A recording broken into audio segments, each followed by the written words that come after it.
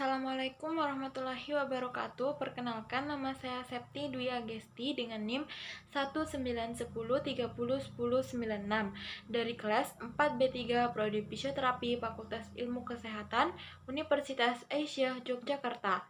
Nah, pada video kali ini saya akan melaksanakan praktikum tentang chest therapy. Nah, seperti yang teman-teman sudah ketahui, chest therapy adalah sekumpulan teknik fisioterapi sebagai usaha membersihkan jalur napas akibat menurunnya fungsi mucociliary clearance atau transport.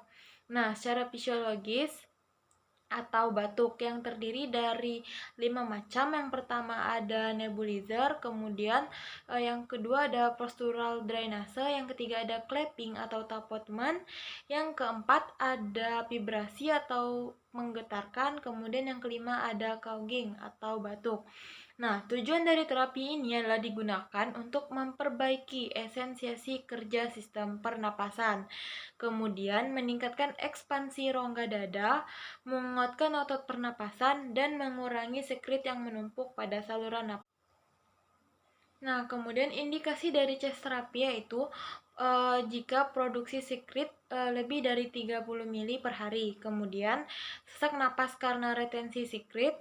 Kemudian yang ketiga ada pasien tidak bisa batuk atau huffing, maka chest therapy ini sangat dianjurkan. Kemudian ada kontraindikasi dari chest terapi. Yang pertama ada cerebral edema seperti trauma kepala. Kemudian ada luka bakar atau post operasi kepala dan leher akut. Kemudian yang ketiga ada nyeri kepala. Nah, jadi sesuai pembagian skenario untuk praktikum ini saya mendapatkan skenario yang ketiga.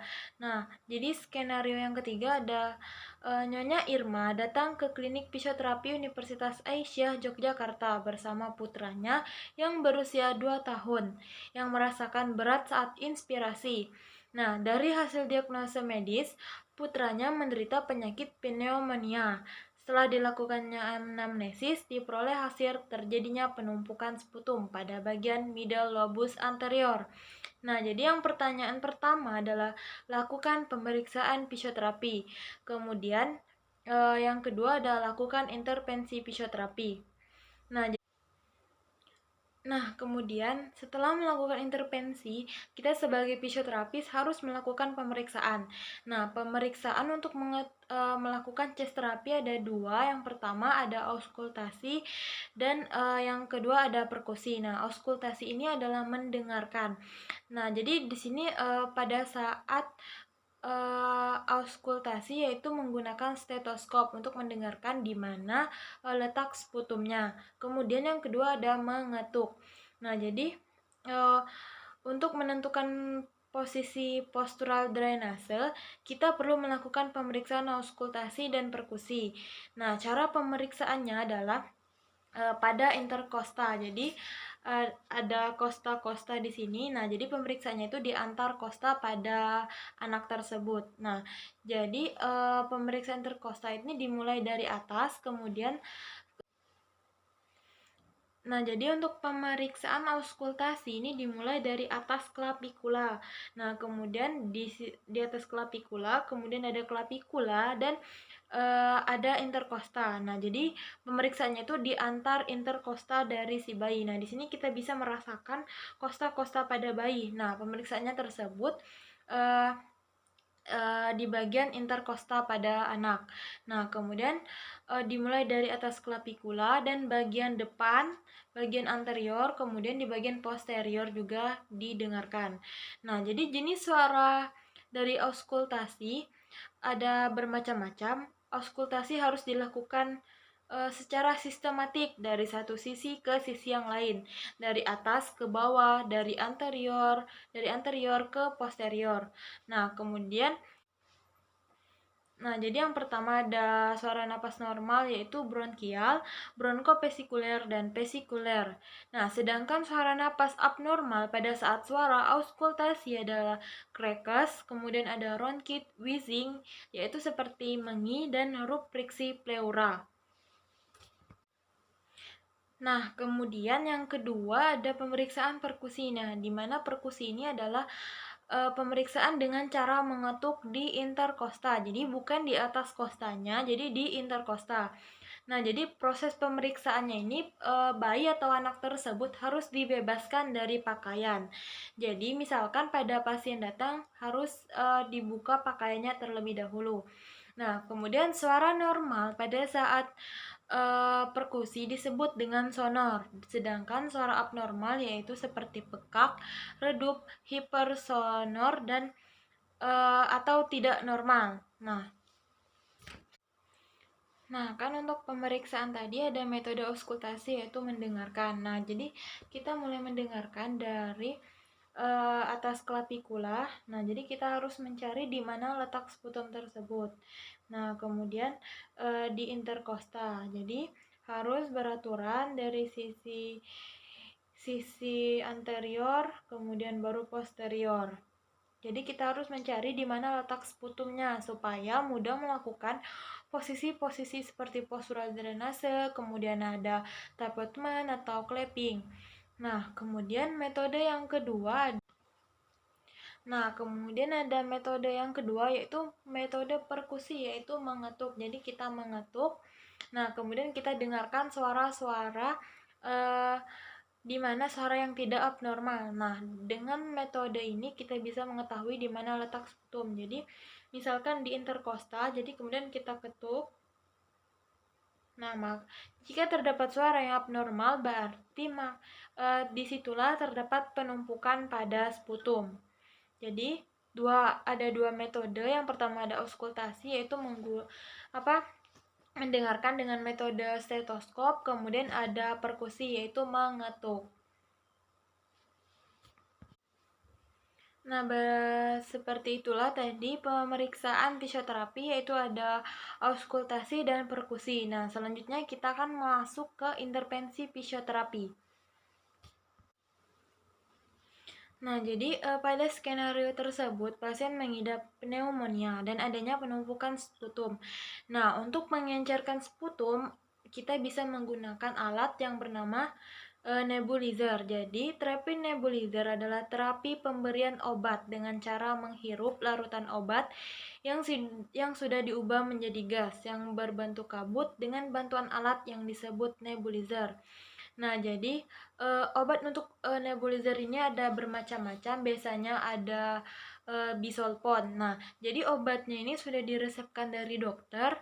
Nah, kemudian fisioterapi tinggal menggunakan obat tersebut. Nah, jadi penggunaan nebulizer ini dilakukan pencampuran NaCl dengan obat seperti bisolpon tadi. Nah, jadi NaCl-nya ini perbandingannya 1:2. Jadi misalkan obatnya itu 1 mili, maka NaCl-nya ini harus 2 mili. Jadi perbandingannya ini adalah 1:2. Nah, jadi berhubung pada skenario tersebut bayi sudah berusia 2 tahun, maka boleh dilakukan terapi nebulizer. Nah, sedangkan usia bayi di bawah 3 bulan tidak disarankan menggunakan nebulizer karena masih sensitif. Takutnya anak tersebut terjadi pelebaran pernapasan sehingga tidak elastis. Nah, kontraindikasi dari nebulizer sendiri adalah hipersensitivitas atau alergi. Nah, jadi karena anak tersebut menderita pneumonia dan adanya penumpukan sputum, jadi kita bisa melakukan terapi nebulizer. Nah, dengan pencampuran obat tadi dengan 1:2. Nah, setelah tercampur, maka kita bisa langsung memasangkan nebulizer kepada anak dengan posisi anak tersebut adalah half lying atau setengah terlentang. Nah, setelah melakukan pencampuran, barulah kita memasang nebulizer tersebut kepada anak. Nah, untuk batas waktunya itu tidak ditentukan. Jadi batas waktunya itu sampai si obat tadi habis. Nah, kemudian indikasi dari nebulizer tersendiri adalah sesak napas karena asma, kemudian pneumonia, dan sesak napas karena sputum. Nah, fungsinya ini untuk mengencerkan sputum. Nah, ketika obatnya habis, maka kita bisa langsung melepas dari nebulizer itu tersendiri dan mencuci bersih dan menaruh kembali alat-alat yang telah kita gunakan. Nah, kemudian metode intervensi yang kedua daya postural drainase. Nah, jadi postural drainase adalah metode pembersihan saluran napas dengan pengaruh gravitasi. Mukus dapat dialirkan ke saluran lebih besar untuk keluar. Nah, jadi untuk sputum yang sulit keluar tadi, maka kita akan melakukan posisi-posisi tertentu untuk membantu sputum tadi keluar. Nah, jadi memposisikan tubuh anak sesuai letak sputum.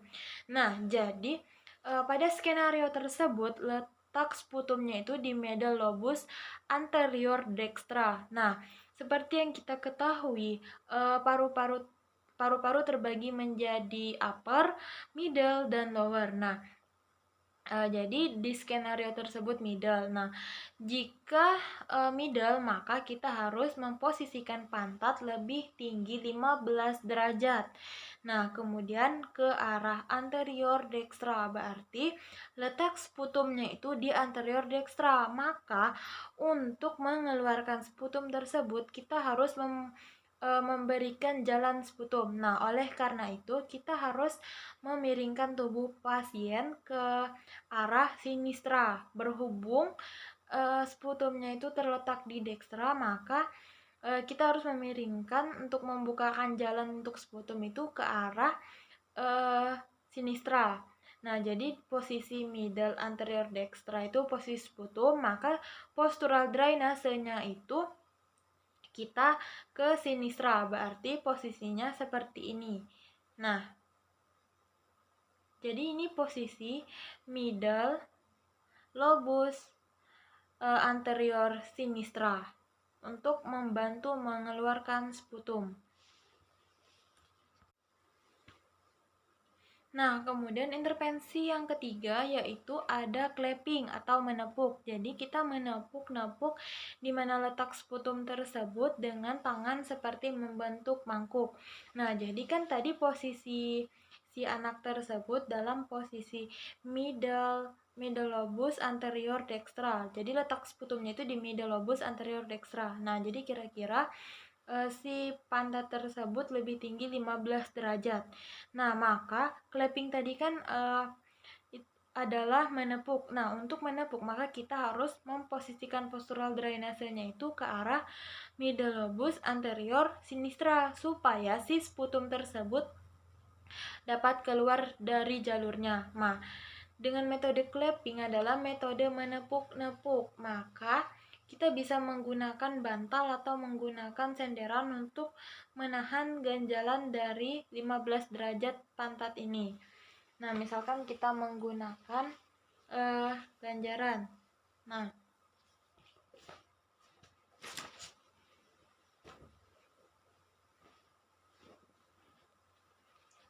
Nah, kemudian kita tinggal menepuk di mana posisi sputum tersebut. Nah, untuk mengeluarkannya, jadi dengan tangan membentuk mangkok. Nah, jadi kita harus miringkan ke arah sinistra supaya membukakan jalan untuk keluar. Nah, ini bisa dilakukan 3-5 menit.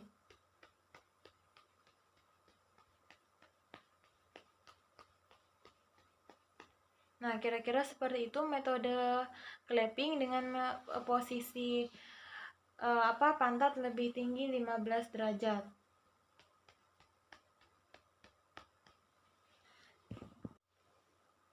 Nah, kemudian yang keempat ada vibrasi, yaitu menggetarkan. Jadi, vibrasi ini bisa dilakukan pada saat si anak melakukan ekspirasi. Jadi pada saat narik napas kemudian hembuskan, maka kita melakukan vibrasi, yaitu getaran yang dilakukan 3 kali. Jadi tarik napas, hembuskan, kemudian ketika hembuskan kita menggetarkan si tubuh anak tersebut. Nah, jadi posisi masih di posisi middle lobus anterior sinistra. Nah, jadi kita getarkan setelah posisi anak tersebut pas, kemudian saat ekspirasi kita menggetarkan supaya sputum tersebut keluar. Nah, kemudian ada metode Kauging, yaitu latihan batuk. Nah, jadi cara metode Kauging ini adalah tarik napas, kemudian tahan 2 detik, kemudian batukan dengan posisi mulut terbuka. Jadi, tarik napas, kemudian tahan 2 detik, jadi batukan. Nah, seperti itu. Kemudian diulangi 2 sampai 3 kali. Nah, jika anak tersebut masih bayi, maka kita bisa mengusapkan pada incisura jugularis. Nah, jadi hanya mengusap-ngusapkan saja, bukan menepuk ya. Jadi mengusapkan saja. Nah, kira-kira itu saja yang dapat saya sampaikan pada video chest terapi ini, yaitu ada nebulizer, kemudian ada postural drainase, kemudian ada Kauging, kemudian ada vibrasi, dan ada clapping. Nah, kurang dan lebihnya saya mohon maaf, saya akhiri. Wabillahi taufiq wal hidayah. Wassalamualaikum warahmatullahi wabarakatuh.